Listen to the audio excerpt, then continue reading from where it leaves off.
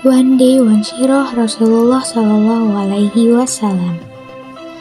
Nenek moyang Nabi Muhammad Shallallahu Alaihi Wasallam. Salah seorang nenek moyang Nabi Muhammad bernama Hashim bin Abdul Manaf. Ia adalah pemuka masyarakat dan orang yang berkecukupan. Masyarakat Mekah mematuhi dan menghormatinya. Wahai penduduk Mekah, aku membagi perjalanan kalian menurut musim. Jika musim dingin tiba, pergilah berdagang ke Yaman yang hangat. Jika musim panas, giliran kalian pergi ke Syam yang sejuk. Demikian keputusan Hashim.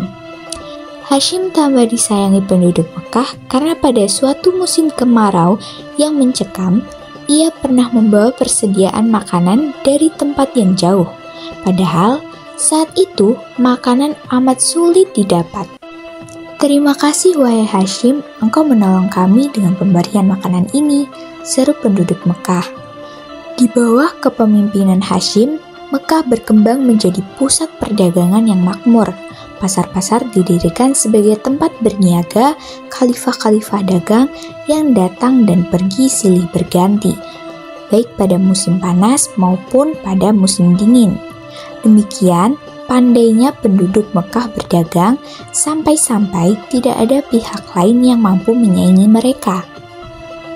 Akan tetapi, di samping kemajuan yang besar itu, masyarakat Arab juga mengalami kemunduran luar biasa.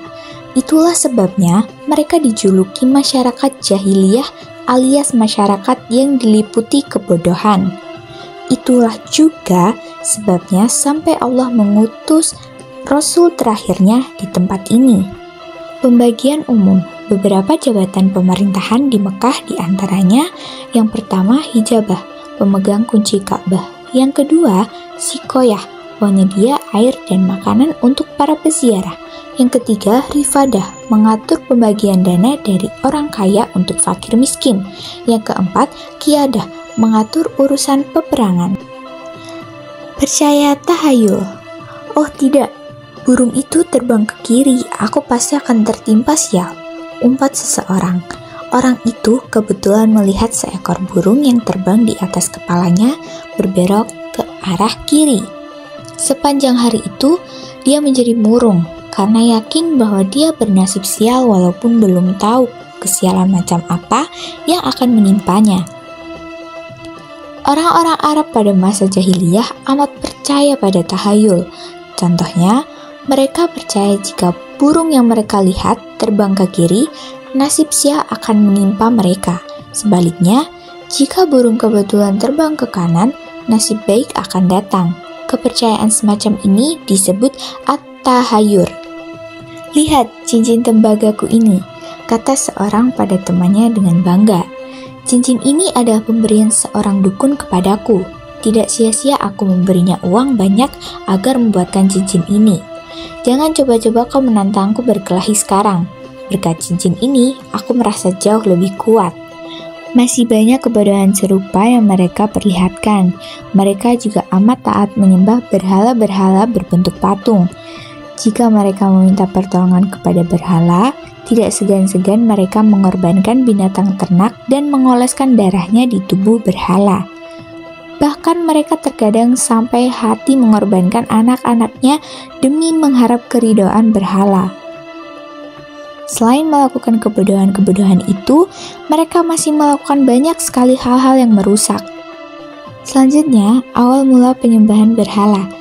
Awal mula penyembahan berhala ini di Mekah ketika seorang bernama Amr bin Luhai membawa berhala besar bernama Hubal yang dibelinya dari daerah Syam. Di Mekah, berhala Hubal ditaruh di Ka'bah dan disuruhnya orang-orang datang menyembahnya. Menjelang menaklukkan Mekah oleh Nabi Muhammad, Ka'bah dipenuhi oleh 360 berhala yang terbuat dari batu, kayu, perak, bahkan emas. Selanjutnya, gemar mabuk dan berjudi. Bangsa Arab pada masa itu sangat gemar meminum arak. Hampir semua orang adalah peminum, kecuali beberapa saja yang tidak. Para pelayan datang membawakan baki dan botol-botol minuman. Orang-orang datang berkumpul sambil tertawa. para penari datang disambut tepukan dan sorak-sorai. Ketika minuman mulai membuat mereka mabuk, seseorang kembali berseru, "Bawakan alat-alat judi kemari." Orang pun membawakan alat-alat judi berupa bilah-bilah kayu dan sebuah kantung kulit. Beberapa ekor unta dipotong, yang kalah berjudi harus membayar unta-unta tersebut.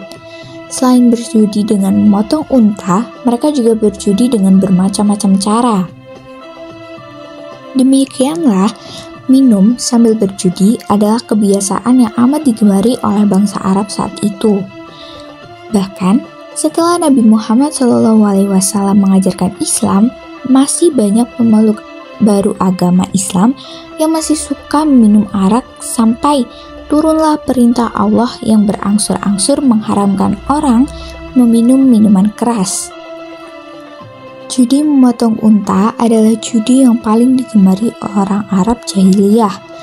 Bilah-bilah kayu dikocok dalam kantung dan dibagikan.